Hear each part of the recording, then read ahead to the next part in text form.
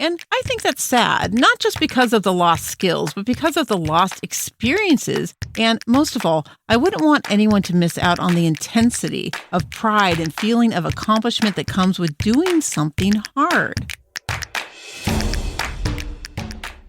Hello, all my hardworking, wonderful creatives out there. Thank you for joining me on the Sage Arts Podcast. This is Sage, and it is just me and you today. So come on into my podcast room. I did have River here earlier, but she just can't settle down. So she's relegated to her little crate out in the living room, and she's watching birds on TV. So hopefully that'll keep her yelps down. She is so loud. She is so loud. We've taken to wearing earplugs when we take her outside to herd her fish. I don't know if I've told you guys about this. It's so cute. So real quick little detour on the conversation, but we have a pond and we have probably 22 fish in it or something at this point. And she is a cattle dog. She loves to herd, and they're really insistent working dogs. And she, as a puppy, would go up to that fish pond and just stare and bark at it forever and couldn't figure out what she was doing until we realized when she barks, all the fish come to her. And then she looks at us when they do. And she's herding the fish just by barking. She's herding the fish. And it's like, she's so excited. She's so happy to be herding her fish. Maybe I'll get a video of it someday and post it because it's just absolutely adorable. Anyways, it's super, super loud. We have to wear earplugs when we take her out to herd her fish. Then we feed them and all that stuff. But anyways, that's just a little fun thing. She's doing really good. She got her last checkup and she is good to go. Her bones actually are in place. Everything moved together where it's supposed to, and it's staying put. So we are so super excited. I am going to move into our actual subject matter now. Sorry about the little detour. Our world has just been, all about the dog for so long. It's really hard to get away from that conversation sometimes. But in any case, today I am going to talk to you about hard work. Now, as artists, I think none of us are strangers to hard work, but I think there is an issue with the way our world represents the things that we do. So I'll get to that in a second, but the real quick business stuff, I always want to remind you that I do like to hear from you about anything, exchange stories with me, ask questions. You can do that through the sagearts.com website, the contact page there. And you can also reach out to me through Facebook and Instagram at the Sage Arts Podcast pages. You can also leave comments on my YouTube page at the Sage Arts Podcast there as well. And then if you listen to this or any of my episodes and you think, wow, I'm really inspired and I really want to give back, you can do so through my Buy Me a Coffee or PayPal pages. You'll find those links or buttons in the show notes or description section of wherever you're listening to this podcast from. Also on the homepage of sagearts.com, just go a little ways down and you'll find those buttons there. Okay, then let's get on to this idea that hard work is good work. And for those of you who have been listening to a lot of the political chatter going on these days, you've probably heard this phrase, hard work is good work. And I'm not going to say who's saying it because I'm not here to talk about any political positions. It just is really a good line that highlights an issue, an insidious one, I would say, that is all too common in our first world lives. It's a matter that I think has handicapped creativity and even the joy that we get out of creating our art.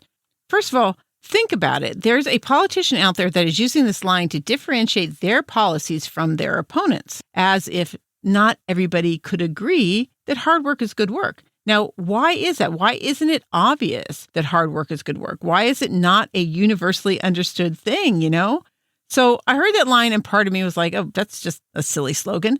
But then Brett and I were having a conversation about why people give up on things that they think they want to do, things that they are passionate about even, like learning techniques and skills that are needed to work through a new chosen medium or creating a business so you can go full-time as an artist or do necessary finishing work that really puts that professional shine on your art and makes it last and increases its value and all that stuff, right?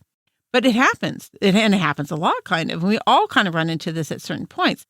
But in this conversation, and I'm sorry I don't have Brett here with me for this conversation, I am going to try to get him into the podcast studio this weekend, so you can look forward to that. But at one point, Brett said disparagingly that it might be simply that people are lazy, like inherently or something, but I don't think that's true. Now, it's true, some people are lazy, if we're going to be brutally honest. But in nicer terms, and probably more at the root of it, it's that basically we've been taught that everything we do should be easy. We have literally been trained that we should be striving for comfort and instantaneous, simple ways to do what we want or need to do. And if you have any doubts about that statement, just think about all the advertising you see these days on social media, television, websites, even on the floor of your grocery store. The vast majority of that advertising is telling you that you can do something simpler, better, easier, faster, that you can be successful in your business endeavors or your health goals or your financial goals, your relationship goals, and you can do it all in 5 steps or 2 weeks or 10 minutes a day. You can learn secrets of some largely unknown so-called genius and have whatever you're dreaming of by almost just snapping your fingers if you just buy this easy-to-use thing or pay into this streamline your life, delivered to your door, never have to think about it program, or you take classes that will make you an expert at like warp speed. Talk about insidious, right? This stuff is everywhere. And it's another reason, actually, to probably limit your exposure to online media just to diminish the underlying context here, which is that your life isn't perfect and you aren't perfect. And the only way to be truly happy is to buy something. And we do buy into this a lot of the time. And it's not wholly our fault. We are literally trained by all the advertising and everything that we're fed constantly these days. So just look around you. I mean, see how many gadgets you have, how many one-use appliances you have that are there to make your life easier and make things that you have to do get done faster. Just look at all the remotes that we have so that we never have to get up, like ever.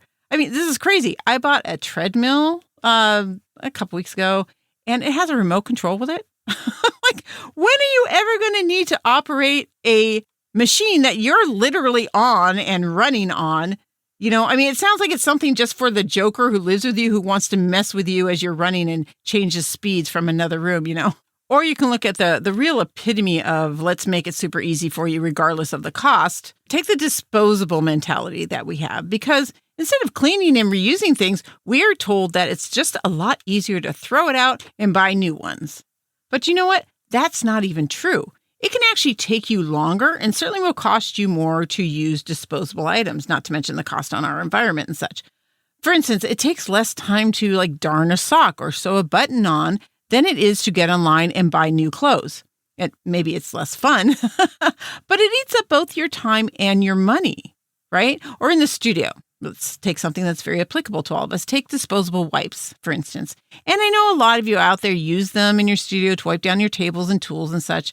I'm not judging you. I'm just saying that when you use them, they have oftentimes chemicals and oils in them that can actually be detrimental to the surfaces of your materials or to the applications of paints and other things.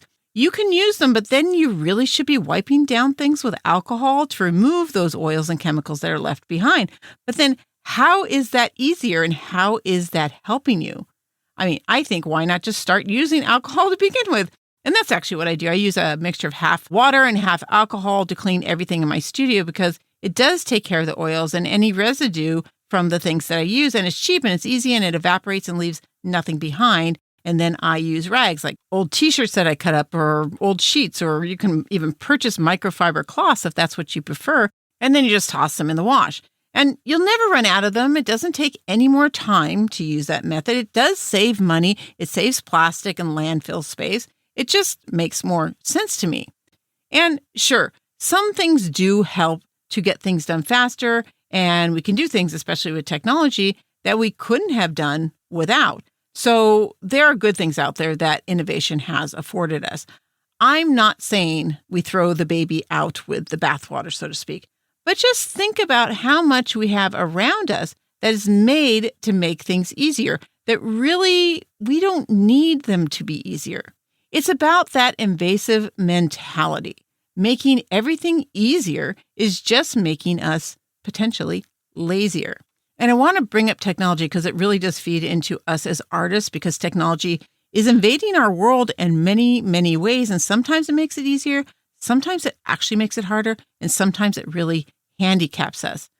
So yes, technology has sped up a lot of things for us because it can do a lot of calculations and things that would take us forever.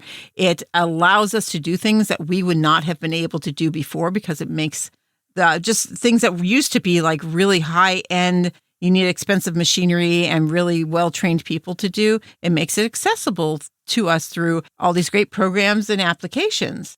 But it's also kind of a pain in the butt, right? All this technology requires updates and there's glitches all the time and you need technical support all the time. Well, not all the time, but way too much. Everything needs a password now, right? Most of the time you also need to get a code. You have to go find your phone and then get this code and then put that in along with your password, or you do a CAPTCHA. So yeah, I love my technology, but it's not always making things better. It just sometimes makes things different. Yet we've been trained to think we need these things instead of stopping and weighing out whether any particular gadget or feature is actually right for us in our individual needs. And okay, I will say I appreciate that I can call out to Siri and ask her where she is and my phone actually answers me. That can save some serious time. I wish my keys could do that. That would be great. That would be a real time saver. But I am perfectly okay with doing things like going over and turning on my own light or changing my thermostat. I don't need Alexa or whoever it is to do that for me. Yeah, that stuff is cool. It's fun, but is it necessary? And then, like I said, these things glitch sometimes. And then turning on a light can become an exercise in frustration as you try to figure out what went wrong with Alexa. And, you're like, hey, I have this convenience and it should work, damn it. And you just keep struggling with it. But how silly is it that we spend time and energy trying to make these so-called conveniences work properly? Now, I do love what technology has done for disabled folks, and that is where it truly shines. Our technology has really given so many people who don't fit well into a world built for able-bodied people. These technologies have given them tremendous freedom and independence that weren't possible in just the not-so-distant past. So I love that. I'm not saying that we give up this stuff. Not at all. I couldn't do this podcast without all this innovative technology. But what I am saying is that most of us have bought into the idea that we should strive for easy, more convenient ways of doing things. And that includes what we might do in the studio, or it might even affect the very direction of our art. Ponder this. Do you think all the eases and comforts of not just technology, but innovations of all kinds have in turn possibly, as artists, among other things, handicapped us in some way? Like take AI. We really don't have to learn how to actually draw or paint anymore. We could just ask an AI to put something together for us, and then we can manipulate the picture further and further with digital programs. It really makes me wonder if drawing with pen or pencil or painting is going to be a lost skill. Will the creation of art be assisted by digital aids so much of the time that our brains won't be able to face a blank canvas or start from scratch because it doesn't know how to form original ideas from our experiences and inspirations anymore?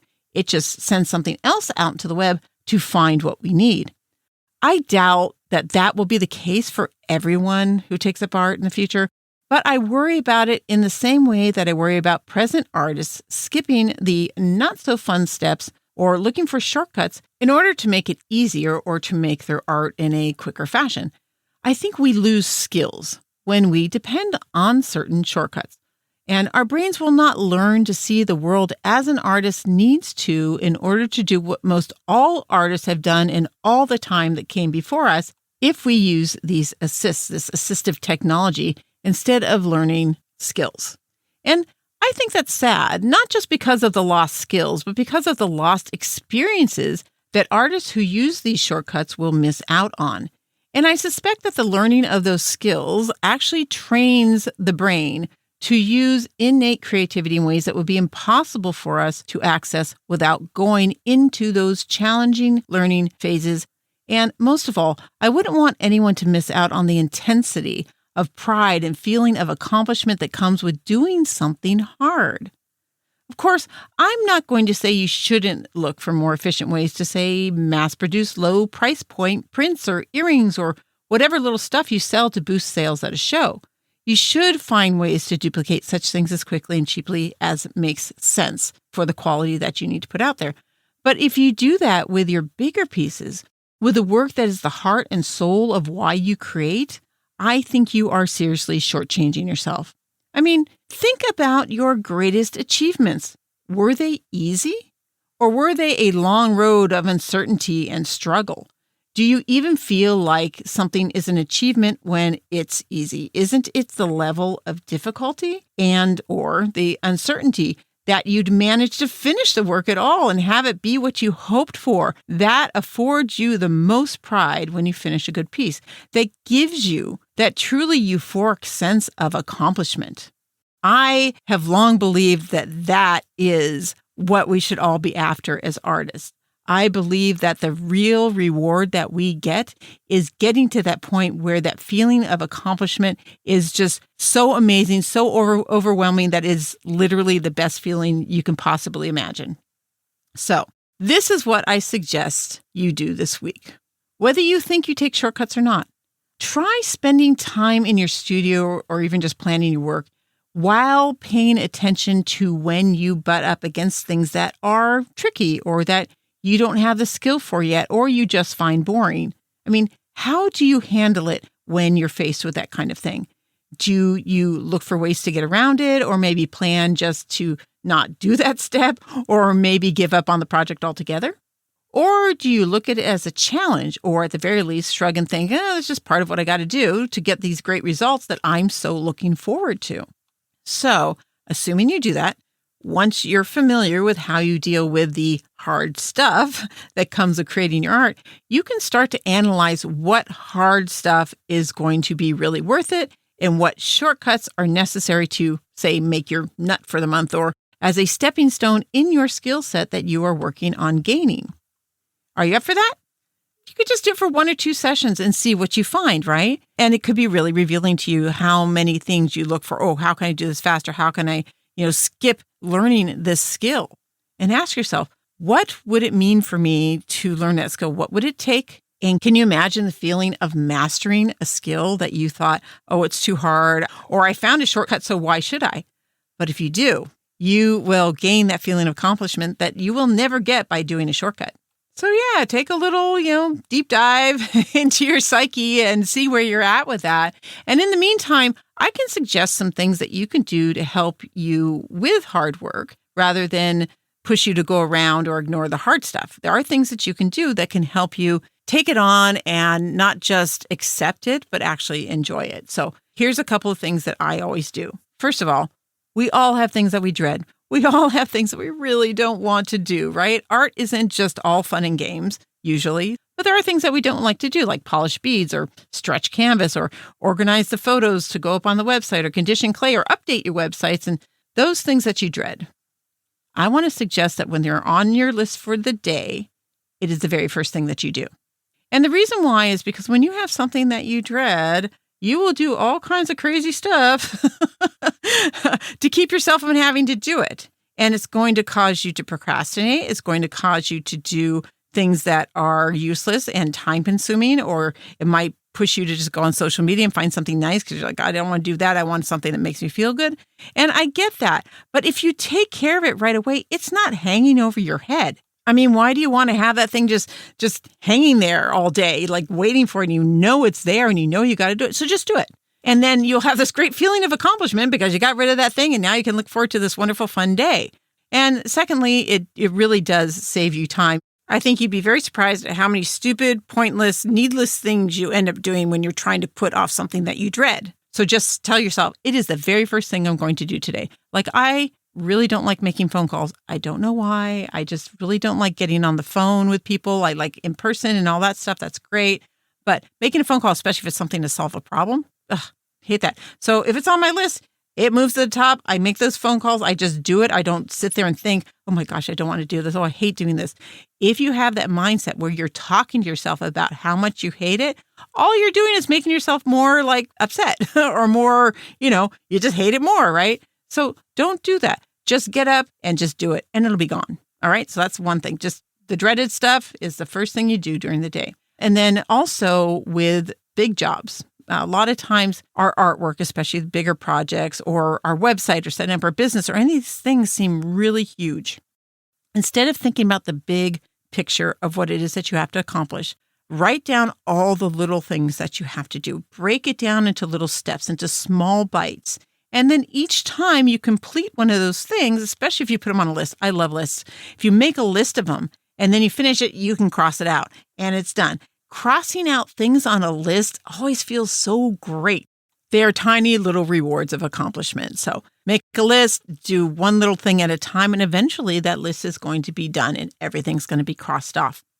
So yeah, break it into small things, small projects. And when the things you have to do are small, you are far less likely to look for those shortcuts. Okay, and then create, if you can, create first thing in the day before you have fed your brain with all this social media stuff, other people's ideas, the housework, anything. If you can create first thing in the day, you will be basically continuing an already relaxed state.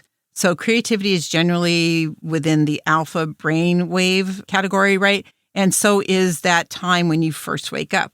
Alpha brain waves induce feelings of calm. It increases your creativity, and it actually helps you absorb new information.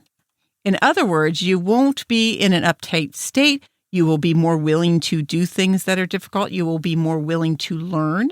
And it's especially important to create, if you can, again, before you've fed yourself any social media or anything that you get a lot of dopamine hits from.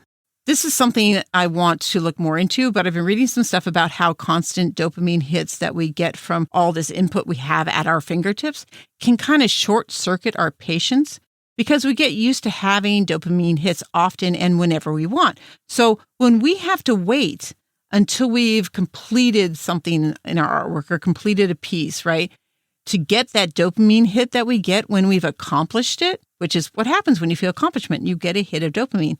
You have to wait longer when you're in the studio to get that. But after you've slept all night and your brain hasn't been getting those hits constantly, you should have more patience and be more open to just settling in and creating and going with the flow because your brain waves are closer to that alpha state to start with. So if that's a possibility for you, create first thing in the morning, or you can take a nap before you actually go into the studio. And I do this a lot. Every creative space I've had has had a place to nap. I find that very important. A necessary part of the studio is the bed or the lounge or whatever it is that you've got. And if you do take a nap, do it without background entertainment. Like sometimes I fall asleep to a podcast, but don't do that when you're going to nap right before your studio time, right? You can do music maybe, something like that. And if you're just not tired and can't nap, then just daydream. Stare off into the, distance and think about nothing. And actually go to my episode 20, The Importance of Doing Nothing, and listen to that about the how and why of why that works for helping with creativity. But in any case, you want to be in a mindset that is not anxious, is not frustrated, that is not, high on dopamine hits from social media and stuff like that, in order to get in there and do the hard work, because you will have the patience and you won't be sitting there thinking, I just quickly need to get this finished because I need to feel that sense of accomplishment quickly, fast, because that's what I'm used to from my online interactions, right?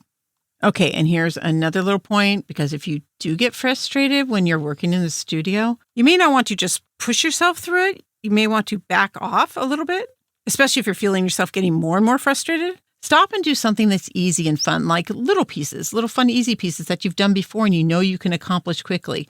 Or maybe you have other work in progress that you can turn to and work on that instead. Just kind of shifting gears with which artwork you're working on. What you don't want to do is get into this kind of negative self-talk or despair over your artwork or your abilities or whatnot. Do something that allows you to reaffirm that you have valuable skills and talent and remind you of why you do the work, remind you of the joy that your creativity affords you, right?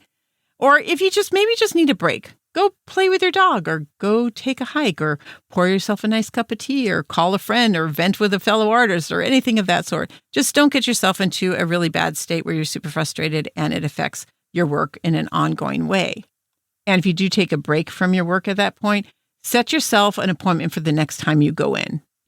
Like if you're not a full-time working artist, you can kind of go back whenever.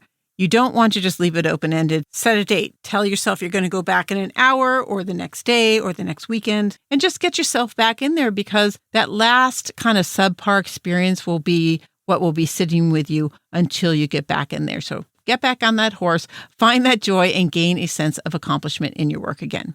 Okay, so one other thing. on a regular basis, and this could be once a month or once a week or ongoing, it's going to be whatever works for you. To help make hard work easier, learn something on a regular basis. Learn a new technique or learn a new or additional material or tool, or maybe learn a whole new art form. And if you don't have time for something like that or can't think of something in that area that you want to do, learn something else in a different area. It actually really doesn't matter. You could learn a language or a DIY skill or maybe a physical activity like training for a half marathon or learn movement or balancing exercises. This is really about the process of learning, and what it'll do for you is it'll get you excited about new things. It will exercise your brain, which will keep you healthy and happy, and it will train you and your brain to do hard things and appreciate them. Because if you're in this mode where you're constantly trying to make things easier, do things faster, it's going to be difficult for you to face those things in your studio that do take time and take more effort than usual, or are things that you don't know well. You may resist trying to improve yourself and learn those skills and do the things which, when you're done, are going to make you feel amazing. When you have accomplished those hard things that you have set as a goal for yourself, those are the things that make you feel just so energized and so motivated, and really levels up that feeling of joy and self-fulfillment in your artwork. So yeah, keep learning and keep challenging yourself in whatever fashion makes sense for you. And then question every time you are drawn into the potential for going for a shortcut, or even just into advertisements that promise to make your life better and easier or whatever. Remember to ask yourself if this thing that you're contemplating or that's being sold to you is really necessary. It's okay if you just want to do something because it looks fun. Fun is always a good thing, right? That's fine. But for a lot of what we're sucked into buying, just maybe be conscious of whether you're trying to solve a problem that isn't actually a problem, and take pride in yourself when you choose to do things the so-called hard way. Because hard work is good work. Hard work makes us feel purposeful and gives our life direction and energy, makes us jump out of bed in the morning to get to it, and the end results, the accomplishments, give us tremendous value and joy in our lives. So yeah, that wasn't about politics, like I said, but one little thing, because I've been working for a Get Out the Vote group, because this is really, really important. So if you're in the U.S. and you're not registered to vote, or aren't sure if you're registered to vote, you still have time to get in. Your state deadline is at least 30 days out from the election. So the deadline would be October 6th or even later. A lot of places are much later. Today would even be better. If you haven't registered, do it today. I know it can feel like a hassle, this whole voting thing, especially if you haven't been keeping up with the candidates or the issues that are on the ballot. But your right to vote is one of the most valuable rights that you have. It's your chance to have your voice heard about how you are governed, and that affects literally every aspect of your life, even your artwork. So yeah, being an informed voter can be hard work, but hard work is good work, right? And there are websites that make that hard work actually kind of easy. My favorite is vote411.org. So vote411.org. It'll help you register to vote and also give you a summary of all the people and issues on your ballot. You can even go through and mark off all your choices once you've learned about the people or about the amendments and whatnot, and then print out a list of your choices, and you can take that with you to vote or take it, over when you get your ballot and fill it in. So I highly encourage you to go there if you need something just to help you out because you don't have a lot of time. But think about it. As artists, we are vocal people, even if you don't think you personally are, but you're making art. And unless you never share it, you are speaking to other people. You are sharing your voice and your view of the world. So why stop with your art? And I'm actually going to skip the call for support today because honestly, if you want to support me, if you want to support us as artists, vote, register, learn what you can, and consider encouraging the people around you to vote as well. If you're not in the U.S. and you don't have any elections or whatnot coming out, just be heard wherever you are. Life has been relatively good for a majority of us for a long time, but that doesn't mean it'll stay that way. One of the few little points of control that we have over the powers that be, the future of our world, is who we choose to lead us. Your voice does make a difference. Your hard work can change the world. Now, if you have any questions, even about voting or just whatever, write me at thesagearts.com on the contact page. If you get the newsletter, which you can get on the homepage of thesagearts.com at the news and notices button, just click that and sign up for the newsletter. It'll let you know that the new episodes are out, and it'll have any extra material that might go along with the episodes for you. And if you haven't done so already, hit that follow button in your podcast player so you know when the episodes come out there. That's another way to get those notices. And if you'd like, please leave me a review and let me know what you think and let other people know what you think. Because again, your voice matters. So I hope this episode has gotten you thinking, and you'll look at the kind of work that you do and the kind of shortcuts that you take and really measure out what it is that's important in your life. And be sure you're not missing out on joy and fulfillment that you can get from doing the hard work. And while you're doing that, don't forget to feed that muse, go out and have new experiences. Be true to your personal voice and weirdness. And I'll see you again next time on the Sage Arts Podcast.